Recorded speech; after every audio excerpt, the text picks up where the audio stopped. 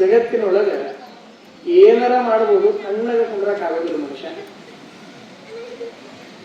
ಗೊತ್ತೈತೆ? ಗೊತ್ತಿಲ್ಲ ಕರೆ ಒಂದು ಗೊತ್ತಿದ್ದಿದ್ದು ನೀವು ಯಾರು ಜಗಳ ಮಾಡ್ತಿದ್ದಿಲ್ಲ, ಅಳತಿದ್ದಿಲ್ಲ, ಮುಖ ಗಂಟು ಹಾಕೊಂಡು ಅಡ್ಡಾಡ್ತಿದ್ದಿಲ್ಲ. ಇವೆಲ್ಲ ಆಗ ಕುಂತವು ಅಂತಂದ್ರೆ ನಮಗೆ ಸುಮ್ಮನಿರಕ್ ಬಂದಿಲ್ಲ ಅಂತ ಅರ್ಥ. ಎಲ್ಲಿಯಾದ್ರೂ ಜಗಳ ಆಗ್ತವು, ಸಮಸ್ಯೆಗಳು ಬರ್ತವು ಅಂತಂದ್ರೆ ಸುಮ್ಮನಿರ್ಲಾರ್ದಕ್ಕೆ ಜಗಳ ಬರೋದು, ಮನೆಯಾಗ ಸಮಸ್ಯೆಗಳು ಬರ್ತವು.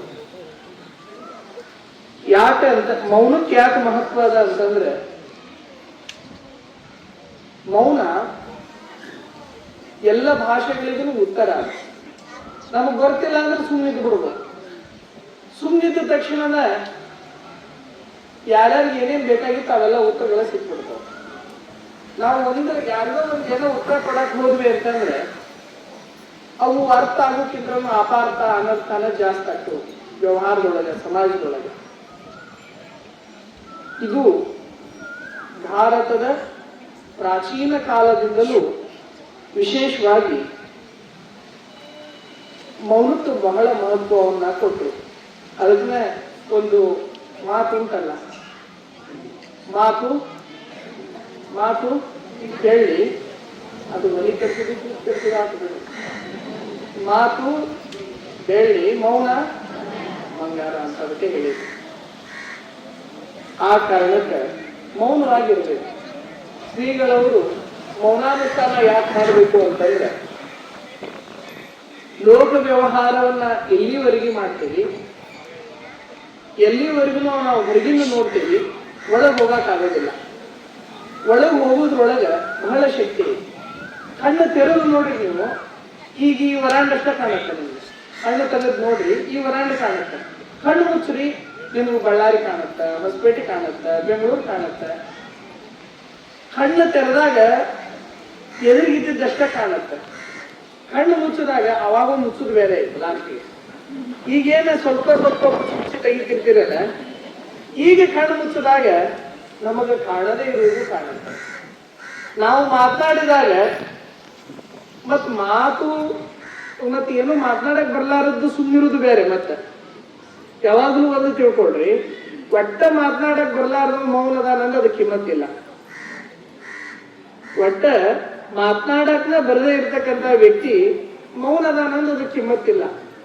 ಮಾತು ಬಲ್ಲವ ಮೌನ ಇದ್ನು ಅಂತಂದ್ರೆ ಅದಕ್ಕೆ ಕಿಮ್ಮತ್ ಹೆಚ್ಚಿರ್ತದೆ. ಅವ ಮಾತು ಬಲ್ಲವನಾಗಿರ್ಬೇಕು, ಅವಾಗ ಮೌನ ಇದ್ನು ಅಂತಂದ್ರೆ ಆ ಮೌನಕ್ಕೆ ಬಹಳಷ್ಟು ಕಿಮ್ಮತ್ತಿರುತ್ತೆ. ಆ ಕಾರಣಕ್ಕೆ ಮಾತು, ಮೌನ ಇವೆಲ್ಲವೂ ಎಲ್ಲಿ ಮಾತನಾಡಬೇಕು ಅನ್ನೋದು ಗೊತ್ತಿರ್ಬೇಕು, ಎಲ್ಲಿ ಮೌನವಾಗಿರ್ಬೇಕು ಅನ್ನೋದು ಗೊತ್ತಿರ್ಬೇಕು. ಕೆಲವು ಬಾರಿ ಮಾತಾಡಿಲ್ಲ ಅಂತಂದ್ರೆ ಸಮಸ್ಯೆಗಳು ಹೆಚ್ಚಾಗ್ತವೆ, ಕೆಲವೊಮ್ಮೆ ಮಾತಾಡಿದ್ರೆ ಸಮಸ್ಯೆಗಳು ಹೆಚ್ಚಾಗ್ತಿರ್ತಾವೆ. ಅರ್ಥ ಮಾಡ್ಕೊಳ್ಬೇಕು. ಸಂದರ್ಭಗಳನ್ನ ಅರ್ಥ ಮಾಡಿಕೊಂಡು ಯಾರು ವ್ಯವಹಾರ ಕುಶಲತೆಯಿಂದ ವರ್ತನೆ ಮಾಡ್ತಾರ ಅವರ ಜೀವನವೆಲ್ಲವೂ ಆನಂದಮಯ ಜೀವನವಾಗುತ್ತೆ ಅನ್ನೋದನ್ನ ಮನವರಿಕೆ ಮಾಡಿಕೊಳ್ಳ್ರಿ ಅಂತಂದು ತಿಳಿಸಿ, ಸಿದ್ಧಲಿಂಗ ಸ್ವಾಮಿಗಳವರನ್ನ ಈ ಮಠಕ್ಕೆ ಒಂದೂವರೆ ತಿಂಗಳ ಹಿಂದೆ ನಿರಂಜನ ಚನ್ನಪಟ್ಟಾಧಿಕಾರವನ್ನು ಮಾಡಿ ಅವರಿಗೆ ಶ್ರೀಮನ್ ನಿರಂಜನ ಪ್ರಣವ ಸ್ವರೂಪ ಸಿದ್ಧಲಿಂಗ ಮಹಾಸ್ವಾಮಿಗಳು ವಿರಕ್ತ ಮಠ ಸೋಮ ಸಮುದ್ರ ಅಂತಂದು ಅವ್ರಿಗೆ ಇವತ್ತು ನಾಮಕರಣ ಮಾಡಿದ್ರು. ಅವರು ಇಷ್ಟು ದಿನ ಶಿವಯೋಗ ಮಂದಿರಕ್ಕೆ ಸಂಬಂಧಪಟ್ಟವರಾಗಿದ್ರು. ಈಗ ಅವ್ರು ನಿಮ್ಮೂರು ಅಡ್ರೆಸ್ ಕೊಟ್ಟರು. ಅವ್ರು ಇನ್ ಮೇಲೆ ನಾವು ಆ ಊರವರು ಈ ಊರವರು ಅನ್ನೋಂಗಿಲ್ಲ. ಯಾವ ಊರವರು ಅಂತಂದ್ರೆ ಸೋಮ ಸಮುದ್ರದವರನ್ನಾಗಿ ಅವರನ್ನ ಮಾಡಿದ್ವಿ. ಗುರುಗಳು ಯಾಕೆ ಮಠಗಳನ್ನು ಮಾಡಿದ್ರು ಅಂತಂದ್ರೆ ಹಳ್ಳಿಗಳೊಳಗೆ ಕೊಟ್ಟೂರು ಸ್ವಾಮಿ ಮಠ ಬಹಳ ದೊಡ್ಡ ಇತಿಹಾಸ ಉಳ್ಳ ಮಠ. ಕೊಟ್ಟೂರು ಸ್ವಾಮಿ, ನಿಮ್ಮ ಬಳ್ಳಾರಿಗೆ ಎಷ್ಟು ಇತಿಹಾಸ ಐತಿ, ಕೊಟ್ಟೂರು ಸ್ವಾಮಿ ಮಠಕ್ಕೂ ಅಷ್ಟು ಇತಿಹಾಸ ಐತಿ. ಸುಮಾರು 600 ವರ್ಷಗಳಿಂದ ಈ ಭಾಗದ ಪ್ರತಿಯೊಂದು ಧಾರ್ಮಿಕ, ಶೈಕ್ಷಣಿಕ, ಸಾಹಿತ್ಯಿಕ, ಸಾಮಾಜಿಕ ಎಲ್ಲ ಕಾರ್ಯಗಳೊಳಗೂ ಕೊಟ್ಟೂರು ಸ್ವಾಮಿ ಮಠದ ಕೊಡುಗೆ ಅಪಾರವಾಗಿರ್ತಕ್ಕಂಥದ್ದು ಅನ್ನೋದನ್ನ ಮೊದಲು ಎಲ್ಲರೂ ತಿಳ್ಕೊಳ್ಬೇಕು. ನಾವು ಈ ಹಿಂದಲೂ ಹೇಳಿದ್ವಿ, ಕೊಟ್ಟೂರು ಸ್ವಾಮಿ ಮಠಗಳ ಎಷ್ಟು ಅಂತಂದ್ರೆ ಈ ಭಾಗದೊಳಗೆ 700 ಮಠ. ನಮ್ಗೆ ಎಷ್ಟು ಹಳ್ಳಿ ಅದಾವ ಅಲ್ಲಿ, ಈ ಬಳ್ಳಾರಿ ಸುತ್ತಮುತ್ತ ಇಲ್ಲೆಲ್ಲ ರಾಯಚೂರು, ಆಂಧ್ರದ ಗಡಿಭಾಗ, ಕೆಲವು ಆಂಧ್ರ ಪ್ರದೇಶ, ಶ್ರೀಶೈಲ ಮೊದಲು ಮಾಡಿಕೊಂಡು ಎಲ್ಲ ಕಡೆಯೂ ಸಹ 700 ಶಾಖಾ ಮಠಗಳು ನಿರ್ಮಾಣಗೊಳ್ತವೆ. ಯಾವ ಮಠಕ್ಕೆ? ಬಳ್ಳಾರಿ ಪುಟ್ಟಸ್ವಾಮಿ ಮಠಕ್ಕೆ. ಕಾರಣ ಏನು ಅಂತಂದ್ರೆ ಆ ಮಠದ ಗುರುಗಳು ತಪಸ್ವಿಗಳಾಗಿದ್ರು, ಸಮಾಜಮುಖಿಗಳಾಗಿದ್ರು, ಶಾಪಾನುಗ್ರಹ ಸಮರ್ಥರಾಗಿದ್ರು ಅಂತಂದ್ರೆ ಸ್ಥಾಪನೆ ಆಗ್ಯಾವ ವಿನಃ ಸುಮ್ಮನಪ್ಪ ಅಂತಂದ್ರೆ ಯಾರು ಆಸ್ತಿ ಕೊಡೋದಿಲ್ಲ, ಏನು ಮಾಡೋದಿಲ್ಲ. ಒಂದು ಕಡೆ ಕೊಡ್ತಾ ಇದ್ದಾರ ಅಂತಂದ್ರೆ ಅಲ್ಲೇನಾದ್ರೂ ಶಕ್ತಿ ಇದ್ದಾಗಲೇ ಅಲ್ಲೆಲ್ಲ ಕೆಲಸ ಕಾರ್ಯಗಳು ಜರುಗ್ತವೆ.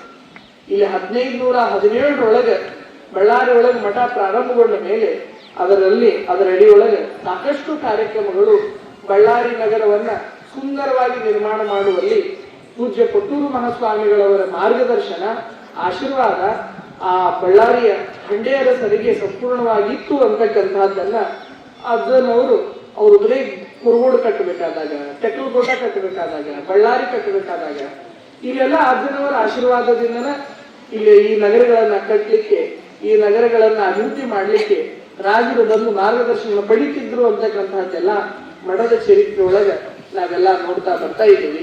ಅಂತಹ ಪರಂಪರೆಯ ಈ ಮಠಕ್ಕೆ ಸಿದ್ಧಲಿಂಗ ಮಹಾಸ್ವಾಮಿಗಳವರನ್ನ ಪೂಜ್ಯ ನಮ್ಮ ಗುರುವರ್ಯರು ನೇಮಕ ಮಾಡಿದ್ರು.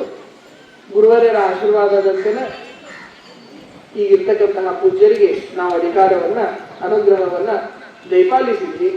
ಈ ಕಾರ್ಯಕ್ರಮದ ವಿಶೇಷತೆ ಏನು ಅಂತಂದ್ರೆ ಸೋಮ ಸಮುದ್ರಕ್ಕೆ ನಾವು ಪಟ್ಟಾಧಿಕಾರ ಮಾಡ್ಬೇಕು ಅಂತ ಬಂದಾಗ ನಮ್ಮೆಲ್ಲ ಹಿರಿಯರು, ಯುವಕರು ಎಲ್ಲರೂ ಬಂದ್ರು. ಬುದ್ಧಿ ಇನ್ನೊಂದ್ ಸ್ವಲ್ಪ ದಿನ ಮುಂದೆ ಹಾಕಿದ್ರೆ ಚಲೋ ಹಾಕಿತ್ತಲ್ರಿ, ನಮ್ಮೆಲ್ಲ ಮೆಣಸಿನ್ಕಾಯಿ ಎಲ್ಲ ಎಸಿ ರೂಮ್ನಾಗ ಹೊರಗೆ ಬರೋವಲ್ಲು ಎಂಬ ಅಂತ ಹೇಳಿದ್ರು. ಅದು ಹೊರಗೆ ಬಂದು ಅಂದ್ರೆ ಘಾಟ್ ಭಾಳ ಆಗತ್ತೆ ಅಂತ ತಿಳ್ಕೊಂಡು ನಾವು ಈಗ ಮಾಡೋಣಪ್ಪ ಅಂತಂದ್ವಿ. ಎಲ್ರು ಅಜ್ಜಾರ್ ಅರ್ಪಣೆ ಆಗಿದೆ ಮಾಡೋಣ ಅಂತಂದು ನಾವೊಂದು ಹೇಳೋಗಿದ್ವಿ ಅಷ್ಟೇ. ಎಲ್ಲವೂ ನಾನ್ ಮಾಡ್ತೇನೆ ಅಂತಂದ್ರೆ ಎಲ್ಲವೂ ನಗಣ್ಯನ, ನಾ ಕಾಲು ಎತ್ತಿಡ್ತೇನೆ ಅಂತಂದ್ರೆ ನಿಮ್ಗೆ ಎತ್ತಿಡಕ್ಕೆ ಬರೋದಿಲ್ಲ. ಎಲ್ಲ ಶಿವನ ಆಶೀರ್ವಾದ. ಎಷ್ಟು ಜನ ಮೊನ್ನೆ ಅಹಮದಾಬಾದ್ ಘಟನೆ ನೋಡಿದ್ರಲ್ಲ, ನಾ ಏನೆಲ್ಲ ಮಾಡಬಲ್ಲೆ, ನನ್ಗೆಲ್ಲ ಬರ್ತು, ನಾನು ಎಲ್ಲವನ್ನೂ ಮೀರಿರ್ತಕ್ಕಂಥ ಶಕ್ತಿಯನ್ನು ನಾನು ಹೊಂದಿದ್ದೇನೆ ಅನ್ಬೇಕಾದಾಗಲೆಲ್ಲ ಪ್ರಕೃತಿ ನಮಗೆ ನೀನೇನೂ ಅಲ್ಲ, ನೀನೊಂದು ಸಣ್ಣ ಕೀಟ ಅಂತಂದು ನಮಗೆ ಪ್ರತಿ ಬಾರಿಗೂ ಪ್ರಕೃತಿ ತೋರಿಸುತ್ತೆ. ನೀನೇನು ಮಹಾವನ್ನು ತಿಳ್ಕೊಳಕ್ ಹೋಗ್ಬೇಡ, ನೀನು ಎಷ್ಟು ಸಣ್ಣ ಕೀಟ ನೀ ಭೂಮಿ ಮೇಲೆ, ನಾ ಏನೋ ಮಹಾನ್ ಅಂತ ತಿಳ್ಕೊಳಕ್ ಹೋಗ್ಬೇಡ ಅಂತಂದ್ರೆ ಪ್ರತಿ ಬಾರಿನೂ ಪ್ರಕೃತಿ ಮನುಷ್ಯನಿಗೆ ಎಚ್ಚರಿಕೆಯನ್ನು ನೀಡ್ತಾನೆ ಬಂದದ. ಎಲ್ಲವೂ ದೇವ್ರ ಮೇಲೆ ಭಾರ ಹಾಕಿಕೊಂಡು ಬಂದಾಗ ಎಷ್ಟು ಅದ್ಭುತ.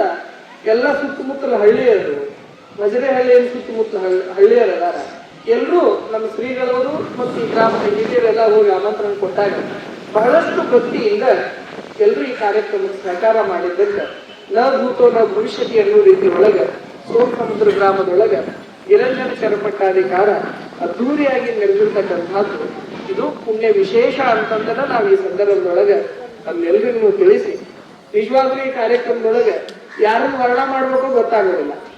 ಎಲ್ಲರೂ ಸೇವಾ ಮಾಡ್ಯಾರ, ಸಣ್ಣವರು, ದೊಡ್ಡವರು, ಇದ್ದವರು, ಇಲ್ಲದವರು, ಶಕ್ತಿ ಇದ್ದವರು, ಶಕ್ತಿ ಇಲ್ಲದವರು, ಚಲೋ ಬುದ್ಧಿದ್ದವರು, ಸುಮಾರು ಬುದ್ಧಿದ್ದವರು, ಎಲ್ಲರೂ ಬಂದಾರೆ. ಇದಕ್ಕಿಂತವ್ರು ಬಂದಿಲ್ಲ ಅನ್ನೋದಿಲ್ಲ.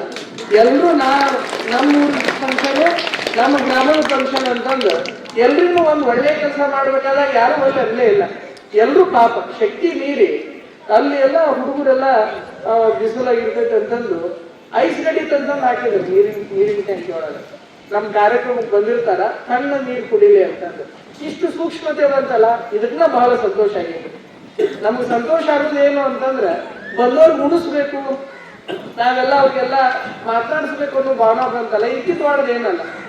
ಬಂದವ್ರಿಗೆ ಉಣಿಸ್ಬೇಕು, ಯಾರು ಜಗಳ ಮಾಡಬಾರ್ದು, ಸಂತೋಷವಾಗಿ ಮಾತನಾಡಿಸ್ಬೇಕು ಅನ್ನೋ ಭಾವನಾ ಬಂತಂದ್ರೆ ನೀವು ಮುಕ್ಕಾಲವಾಗಿ ಶರಣರ ಅದಂಗೆ. ಒಳ್ಳೇದನ್ನು ಮಾಡ್ಬೇಕಂತ ಭಾವನಾ ಬಂತಿಲ್ಲ, ಶರಣರ ಅದಂಗೆ ನೀವು. ಮತ್ತೆ ಬೇರೆ ಏನಿರೋದಿಲ್ಲ, ನೀವು ಯಾವ್ದಾದ್ರು ದುಡ್ಡು ಕಣ್ಣು ಕುಂದಿರ್ಬೇಕಂತ ಇರೋದಿಲ್ಲ. ಕೆಡಕ್ ಮಾಡಬಾರದಪ್ಪ ಅಂತ ಮನಸ್ಸಿನೊಳಗೆ ಬಂತಿಲ್ಲ, ಶರಣರ ಅದಂಗೆ ನೋಡಿ. ಆ ಭಾವನಾ ಯಥೇಚ್ಛವಾಗಿ ಬೆಳೀತಾ ಇರತಕ್ಕಂಥದ್ದು ನಮಗೆ ಬಹಳಷ್ಟು ಸಂತೋಷವನ್ನು ಉಂಟು ಮಾಡಿದೆ. ನಿಜವಾಗ್ಲೂ ನೀವು ಈ ಎಲ್ಲ ಕಾರ್ಯಕ್ರಮಗಳನ್ನ ಅತ್ಯಂತ ಭಕ್ತಿಯಿಂದ ತಾವೆಲ್ಲ ಈ ಕಾರ್ಯಕ್ರಮವನ್ನ ಯಶಸ್ವಿಗೊಳಿಸಿದ್ದೀರಿ. ನಾವೇನು 2 ದಿನ ಬಂದೇವಿ, ಆಶೀರ್ವಾದ ಮಾಡೇವಿ, ಹೋಗೇವಿ. ಉಳಿದಿದ್ದೆಲ್ಲ ನೀವ ಬಹಳ ಭಕ್ತಿಯಿಂದ ಅದನ್ನ ಕಾರ್ಯಕ್ರಮವನ್ನ ನಾವು ನಿರಾತಂಕವಾಗಿ ನಡೆಸಬೇಕು ಅಂತಂದು ನೀವೆಲ್ಲ ಕಾರ್ಯಕ್ರಮಕ್ಕೆ ಬಹುವಿಧವಾಗಿ ತನು ಮನ ಧನದಿಂದ ಸೇವೆಯನ್ನು ಮಾಡಿರೋ ಕಾರಣದಿಂದನೇ ಈ ಕಾರ್ಯಕ್ರಮ ಅತ್ಯಂತ ಯಶಸ್ವಿ ಆಯಿತು ಅಂತಂದು ಈ ಸಂದರ್ಭದೊಳಗ ಅತ್ಯಂತ ಸಂತೋಷವಾದ ಭಾವನೆಗಳನ್ನ ವ್ಯಕ್ತಪಡಿಸ್ತಾ, ಜೊತೆಗೆ ನಮ್ಮ ಶಿವಲಿಂಗ ಶಾಸ್ತ್ರಿಗಳವರು ಬಹಳಷ್ಟು ಮುತುವರ್ಜಿ ವಹಿಸಿ ಅದ್ದವ್ರೇನು ಅರ್ಪಣೆ ಮಾಡಿದಾರ ಈ ಕಾರ್ಯಕ್ರಮವನ್ನ ನಾನು ಮನಸಾಪೂರ್ವಕವಾಗಿ ಮಾಡಬೇಕು ಅಂತಂದು ಬಹಳಷ್ಟು ಅಭಿಮಾನದಿಂದ ಈ ಕಾರ್ಯಕ್ರಮವನ್ನ ಅವರು ಮಾಡಿದ್ರು. ಅವ್ರ ಮೇಲೆಯೂ ಪೂಜ್ಯ ಜಗದ್ಗುರುಗಳವರ ಆಶೀರ್ವಾದ ಸದಾಕಾಲ ಇರಲಿ ಅನ್ನೋದು ಈ ಸಂದರ್ಭದೊಳಗೆ ಶುಭ ಹಾರೈಸ್ತಾ ಈ ಕಾರ್ಯಕ್ರಮಕ್ಕೆ ಪರೋಕ್ಷವಾಗಿ ಅಪರೋಕ್ಷವಾಗಿ ಈಗ ಒಬ್ಬರ ಹೆಸರು ಯಾರು ಒಂದು ಪ್ರತಿಯೊಬ್ಬರ ಮನಸ್ಸಿನೊಳಗೇ ಇರ್ತದೆ. ಈ ಕಾರ್ಯಕ್ರಮ ಚಲೋ ಆಗ್ಬೇಕಾಗಿತ್ತು ಅಂತಂದ್ರೆ ಈ ಕಾರ್ಯಕ್ರಮವನ್ನ ಯಶಸ್ವಿಗೊಳಿಸ್ಬೇಕಂತಂದು ಯಾವ ಯಾವ ಮನಸ್ಸುಗಳು ಹೃದಯಗಳು ಮಿಡಿದು ಸೇವೆಯನ್ನು ಮಾಡಿವೆ ಎಲ್ಲ ಮನಸ್ಸುಗಳಿಗೆ ಹೃದಯಗಳಿಗೆ ಶುಭವಾಗಲಿ ಅಂತಂದು ಈ ಸಂದರ್ಭದೊಳಗೆ ಶುಭ ಹಾರೈಸ್ತಾ ಜೊತೆಗೆ ನಾವು 19ನೇ ತಾರೀಕಿಗೆ ಅನುಷ್ಠಾನ ಮಂಗಲ ಕಾರ್ಯಕ್ರಮವನ್ನ ಇಟ್ಟುಕೊಳ್ರಿ ಅಂತ ಹೇಳಿದ್ವಿ. ನಮಗೆ ಈ ದೊಡ್ಡ ಕಾರ್ಯಕ್ರಮದೊಳಗೆ ಉದುರು ಸದ್ಕ ಉಳಿಸ್ಬೇಕು ಅಂತಿತ್ತು. ಆ ಉದುರು ಸದ್ಕ ಮಾಡಿದ್ರೆ ನೀವು ಅದಲ್ಲಿ ನಿಂತ್ಕೊಂಡು ನೋಡುದ ಹಿಂದೆ ಚೀಲ ಕಟ್ಕೊಂಡು ಹೋಗ್ಬಿಟ್ರಿ ಅಂತಂದ್ರೆ ಮುಂದವರಿಗೆ ಯಾರಿಗೂ ಸಿಗೋದಿಲ್ಲ ಅಂತ ಹೇಳ್ಕೊಂಡು ಯಾಕೆ ಕಟ್ಕೊಂಡು ನೀವೇನ್ ಅದನ್ನ ಭಾರಿ ಸ್ಪೆಷಲ್ ಅಂತಲ್ಲ, ನೀವು ಮಾಡಕ್ ಬರೋಂಗಿಲ್ಲ ಅಂತ ಕಳ್ತನ ಮಾಡ್ತೀವಿ. ನೀವು ಮಾಡಕ್ ಬಂದಿತ್ತಂದ್ರೆ ನೀವೇನ್ ತಗೊಂಡು ಹೋಗೋ ಮಂದಿಲ್ಲ, ನೀವು ಮನೆಗಿಂದ ಮಾಡಿ ತಂದು ಕೊಡೋ ಮಂದಿ. ಇದು ಉದುರು ಸದ್ಕ ಮಾಡಕ್ ಬರೋಂಗಿಲ್ಲ, ಆ ಉದುರು ಸದ್ಕ ಉಳಿಸ್ಬೇಕಲ್ಲ ಅಂತಂದಿತ್ತು. ನಮ್ಮೆಲ್ಲ ಯುವಕರು ಹಿರಿಯರೆಲ್ಲ ಅನುಷ್ಠಾನ ಮಂಗಲದಾಗನ ಮಾಡೋಣ್ರಿ ಬುದ್ಧಿ ಅಂತಂದು ನಮ್ಮ ಹುನಗುಂದ ತಾಲೂಕ್ ನಾವೂರ್ ಅಂತಂದು ಅಲ್ಲಿ ನಮ್ಮ ಶಾಖಾ ಮಠ ಅದ, ಹಾಲ್ಕೇರಿ ಮಠದ ಶಾಖಾ ಮಠ ಅದ. ಅವರು ಈ ಉದುರು ಸದ್ಕ ಮಾಡಾಕ ಭಾಳ ಫೇಮಸ್ ಅವರು. ಅವರು ನಿನ್ನೆ ದಿನ ಬಂದು ಇಲ್ಲಿ ಉದುರು ಸದ್ಕ ಪ್ರಸಾದವನ್ನ ಅವರು ರೆಡಿ ಮಾಡಿ ಅವ್ರಿಗೆ ಇಟ್ಟು ಹೋಗಿದ್ದಾರೆ. ಆ ಪ್ರಸಾದವನ್ನು ಸಹ ತಾವೆಲ್ಲ ಅತ್ಯಂತ ಭಕ್ತಿಯಿಂದ ಸ್ವೀಕಾರ ಮಾಡ್ರಿ ಅಂತಂದು ಈ ಸಂದರ್ಭದೊಳಗೆ ತಿಳಿಸ್ತಾ ಬಹಳಷ್ಟು ಜನರಿಗೆ ನಾವು ಸನ್ಮಾನ ಆಶೀರ್ವಾದ ಮಾಡಬೇಕಾಗಿದೆ. ಬಹಳ ಜನ ಏನಂದ್ರು, ಅಜ್ಜಾರ ನೀವು ನಮ್ಮೂರಿಗೆ ನಕ್ಕೊಂತ ಬಂದು ಒಳ್ಳೇದಾಗಲಿ ಅಂತ ಆಶೀರ್ವಾದ ಮಾಡ್ರಿ, ಆ ಶಾಲು ಮಾಲೆ ಒಳಗೆ ನಮ್ಗೇನು ಆಶೀರ್ವಾದ ಇಲ್ರಿ, ನಮ್ಗೆ ಒಳ್ಳೆ ಮಳೆ ಒಳ್ಳೆ ಬೆಳೆ ಬರೋಂಗ ಆಶೀರ್ವಾದ ಮಾಡ್ರಿ ಅಂತಂದು ಬಹಳ ಜನ ಇದನ್ನ ವ್ಯಕ್ತಪಡಿಸಿದ್ರು. ನಾವ್ ಯಾರು ಶಾಲು ಮಾಲಿ ಇರ್ತಕ್ಕಂಥವ್ರಲ್ಲ, ಅದು ನೀವು ಬಂದವರಿಗೆ ಪರಸ್ಥಳದವ್ರಿಗೆ ಎಲ್ರಿಗೆ ಮಾಡಿ ವಿಶೇಷವಾಗಿ ನಮ್ಮ ಗ್ರಾಮಕ್ಕೆ ನಮ್ಮ ಗ್ರಾಮದ ಮಕ್ಕಳಿಗೆ ಆರೋಗ್ಯ ಮಳೆ ಬೆಳೆ ಇದೆಲ್ಲವೂ ಚಲೋ ಆಗಲಿ ಅಂತಂದು ಆಶೀರ್ವಾದ ಮಾಡ್ರಿ ಅಂತಂದು ಬಯಸಿರ್ತಕ್ಕಂಥವ್ರೆ ಬಹಳಷ್ಟು ಜನ ಹಿರಿಯರು ತಾಯಿಯಂದ್ರೆಲ್ಲ. ಆದಾಗ್ಯೂ ಕೆಲವರಿಗೆಲ್ಲ ನಾವು ಆಶೀರ್ವಾದ ಮಾಡಬೇಕು. ಅವರೆಲ್ಲರೂ ಆಮೇಲೆ ಪ್ರಸಾದದ ಆಶೀರ್ವಾದವನ್ನ ತೆಗೆದುಕೊಳ್ಳ್ರಿ ಅಂತಂದು ಈ ಸಂದರ್ಭದೊಳಗೆ ಹಾರೈಸಿ ಈ ಕಾರ್ಯಕ್ರಮಕ್ಕೆ ಒಟ್ಟಾರೆಯಾಗಿ ದೇಣಿಗೆ ಸಂಗ್ರಹ ಮಾಡಿದರೆ ನೀವೆಲ್ಲ ಇಲ್ಲಿ ದೇಣಿಗೆ ಸಂಗ್ರಹ ಮಾಡ್ಬೇಕು. ನಾವೇನ್ ಹೇಳಿದ್ದಿಲ್ಲ ಈ ಮನೆಗೆ ಅಷ್ಟು ಕೊಡ್ರಿ ಆ ಮನೆಗೆ ಇಷ್ಟು ಕೊಡ್ರಿ ಅಂತಂದು ನೀವೇ ಎಲ್ಲರೂ ಹಿರಿಯರು ಕೂಡ್ಕೊಂಡು ದೇಣಿಗೆ ಸಂಗ್ರಹ ಮಾಡಿದ್ರಿ. ಸುಮಾರು 21 ಲಕ್ಷ ರೂಪಾಯಿಗಳು ನೀವು ಕೊಟ್ಟಿರ್ತಕ್ಕಂತಹ ದೇಣಿಗೆ ಶ್ರೀಮಠದಲ್ಲಿ ಜಮಾ ಆಯಿತು. ಅದ್ರದ್ದು ಲೆಕ್ಕಪತ್ರ ಹೇಳಿರ್ಬೋದು, ಹೇಳಿದ್ದಿಲ್ಲ ಅಂದ್ರೆ ಆಮೇಲೆ ಮಠದೊಳಗಿರೋದು ತಗೊಂಡೋಗ್ರಿ. ಇನ್ನೊಂದು 6 ಲಕ್ಷ ರೂಪಾಯಿ ಏನೋ ಆ ಕಾಣಿಕೆ ಉಳಿದಿದೆ. ಆ ಕಾಣಿಕೆಯನ್ನ ನಾವು ಕಾರ್ ಗಾಡಿ ತಗೊಳ್ರಿ ಅಂತ ಬಹಳ ಜನ ಹೇಳಿದ್ರು. ನಾವು 1 ವರ್ಷ ಬೇಡ ಅಂತ ಹೇಳಿದ್ವಿ. 1 ವರ್ಷ ಬೇಡ, ಬೇಕಾದ್ರೆ ಕರ್ಕೊಂಡು ಹೋಗ್ತಾರ ಅಂತ ಹೇಳಿದ್ವಿ ನಾವು. ಈ ಕಾರ್ ಗಾಡಿ ತಗೊಂಡ್ ಕೂಡಲೇ ಅಲ್ಲಿ ಬರ್ರಿ ಇಲ್ಲಿ ಬರ್ರಿ ಅಂತ ಎಲ್ಲಾರು ಕರೀತಾರ. ಅದಕ್ಕೆ ನೀವು 1 ವರ್ಷ ತಗೊಳಕ್ ಹೋಗ್ಬೇಡಿ, ಯಾರಿಗೆ ಬೇಕು ಅವ್ರ ಕಾರ್ ಗಾಡಿ ತೆಗೆದುಕೊಂಡು ಬನ್ನಿ, ನೀವು ಕರ್ಕೊಂಡು ಹೋಗ್ತಾರ ಅಂತ ನಾವು ಹೇಳಿದ್ದೀವಿ. ಅದಕ್ಕೆ ಮುಂದಿನ ವರ್ಷ ಕಾರ್ ಗಾಡಿನೂ ಅವ್ರ ವ್ಯವಸ್ಥೆ ಮಾಡೋಣ. ನೀವೆಲ್ಲರೂ ವಿಶೇಷವಾಗಿ ಈ ಕಾರ್ಯಕ್ರಮಕ್ಕೆ ಬಹಳಷ್ಟು ಜನ ಹಳ್ಳಿ ಹೊತ್ತು ಹೆಂಗ್ ಬರ್ತಾರ ಅಂತ ಎಷ್ಟು ಎಲ್ಲರೂ ತುಂಬಿಟ್ಟು ಮತ್ತು ಮಠದ ವರ ಅಂತ ನೀವೆಲ್ಲ ಅತ್ಯಂತ ಭಕ್ತಿಯಿಂದ ತಾಯಿಯಂದ್ರು ಮತ್ತು ನಮ್ಮ ಶಾಲಾ ಮಕ್ಕಳು ಅವರೆಲ್ಲ ಶಿಕ್ಷಕರು ಅವ್ರ ಗುರುವೃಂದ ಎಲ್ಲರೂ ಹಿರಿಯರು ಯುವಕರು ಸುತ್ತಮುತ್ತಲ ಹಳ್ಳಿಗಳಿಗೆಲ್ಲ ನೀವೆಲ್ಲ ಹೇಳಿದ್ರಿ.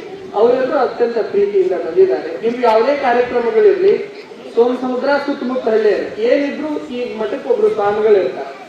ಒಳ್ಳೆ ಕೆಲಸ ಕೆಟ್ಟ ಕೆಲಸ ಅಂದ ಕೂಡಲೇ ಯಾರ್ದಾರ ಮನೆ ಕನ್ನ ಹಾಕೋದಲ್ಲ.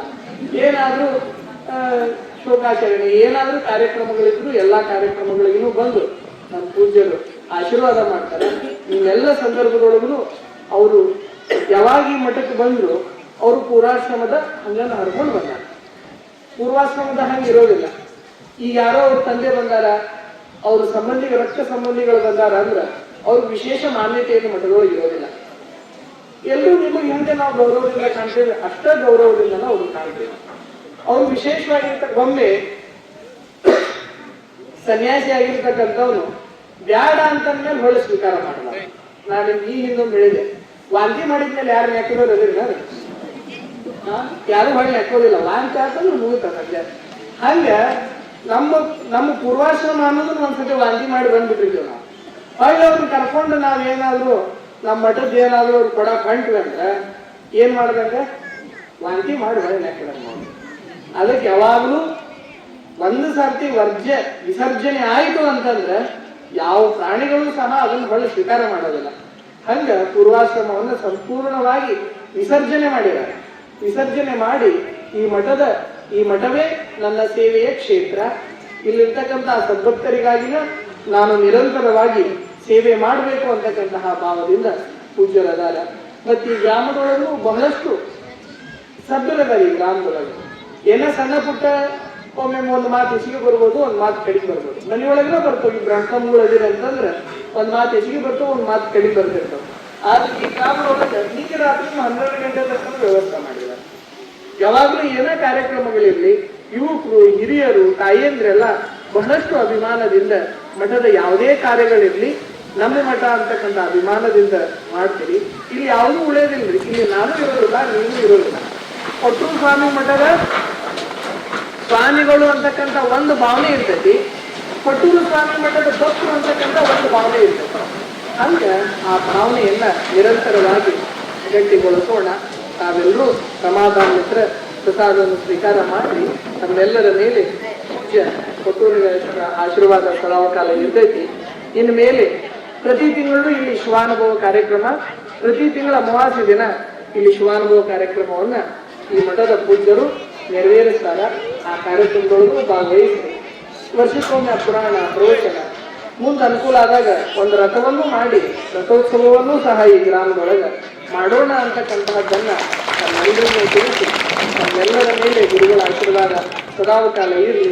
ಸುತ್ತಮುತ್ತಲ ಹಳ್ಳಿಗಳಿಂದ ಬಂದಿರತಕ್ಕಂತಹ ಎಲ್ಲ ಸದ್ಭಕ್ತರಿಗೂ ಜಗದ್ಗುರು ಕೊಟ್ಟೂರೇಶ್ವರರ ಬಸವಾದಿ ಶಿವಶರಣರ ಆಶೀರ್ವಾದ ಸದಾಕಾಲ ಇರಲಿ ಅಂತಂದು ಶುಭ ಹಾರೈಸಿ ಪರಸ್ಪರದಿಂದ ಬಂದವರು ಎಲ್ಲ ಪ್ರಸಾದವನ್ನು ಮಾಡಿಸಿ ಬಂದಿರತಕ್ಕಂಥ ಎಲ್ರಿಗೂ ಆತಿಥ್ಯ ಮಾಡಿ ಮತ್ತು ವಿಶೇಷವಾಗಿ ಸೇವಾ ಮಾಡಿದವರಿದ್ರೆ ಅವ್ರಿಗೂ ಆಶೀರ್ವಾದ ಮಾಡ್ತಕ್ಕಂತಹ ಕಾರ್ಯಕ್ರಮವನ್ನ ಮಾಡೋಣ ಅಂತಂದು ಹೇಳಿ ಇನ್ಮೇಲೆ ಸಿದ್ಲಿಂಗ ಸ್ವಾಮಿಗಳವರಿಗೆ ನಾವೆಲ್ಲ ಇಷ್ಟು ದಿನ ನಾವೆಲ್ಲ ಅವ್ರ ಜೊತೆಗೆ ಇರ್ತೇವೆ.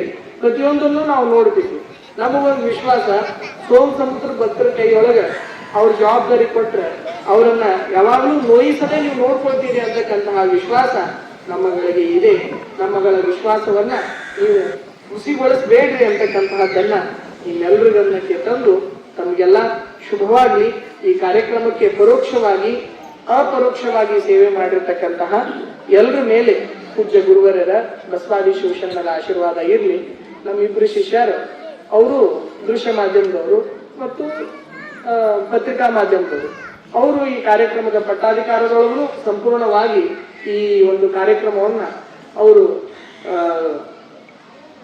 ತಮ್ಮ ಮೊಬೈಲ್ ಮುಖಾಂತರ ಅದನ್ನೆಲ್ಲ ಗ್ರಹಿಸಿ ಅದನ್ನೆಲ್ಲ ಬಿತ್ತರಿಸ್ತಕ್ಕಂತಹ ಕೆಲಸವನ್ನ ಮಾಡಿದ್ದಾರೆ. ಈಗಲೂ ಅವರಿಗೆ ಕಾರ್ಯಕ್ರಮಕ್ಕೆ ಬಂದಿದ್ದಾರೆ.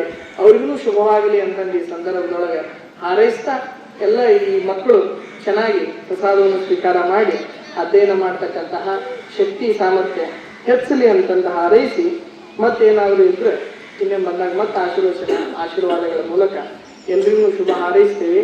ನಮ್ಮ ಕೊಟ್ಟೂರು ಸ್ವಾಮಿಗಳವರು 10 ದಿನಗಳ ಪರ್ಯಂತರ ಇಲ್ಲೇ ಇದ್ದು ಅವರು ತಮಗೆಲ್ಲ ಪದಗಳನ್ನ ಮಂಗಲಗಳನ್ನ ಕಲಿಸಿಕೊಟ್ಟಿದ್ದಾರೆ. ನಮ್ಮ ಶ್ರೀಧರಗಡ್ಡೆ ಶ್ರೀಗಳವರು ಅವರಿಬ್ರು ಇಲ್ಲೇ ಇರ್ತಾರೆ. ಅಕ್ಕಪಕ್ಕ 2.5 ಕಿಲೋಮೀಟರ್ ಇಲ್ಲೇ 2 ಹೆಜ್ಜೆ ತಂದು ಹೋಗ್ತಾರೆ. 2 ಉಳಿಕೆಗೆ 2 ಉಳಿಕೆಗೆ ಇಲ್ಲಿ ಬರ್ತಾರೆ. ಇಷ್ಟು ಸಮೀಪ 2 ಹಳ್ಳಿಗಳದವು. ಅವರು ಇರುವರು ಪರಸ್ಪರವಾಗಿ ಹೊಂದಾಣಿಕೆಯಿಂದ ಈ ಭಾಗದೊಳಗೆ ಧಾರ್ಮಿಕ ಜಾಗೃತಿ, ಸಾಮಾಜಿಕ ಶೈಕ್ಷಣಿಕ ಜಾಗೃತಿಯನ್ನು ಮಾಡ್ತಾರೆ ಅಂತಕ್ಕಂತಹ ವಿಶ್ವಾಸವನ್ನು ವ್ಯಕ್ತಪಡಿಸಿ ನಮ್ಮ ಆಶೀರ್ವಚನಕ್ಕೆ ವಿರಾಮವನ್ನು ನೀಡ್ತೇವೆ.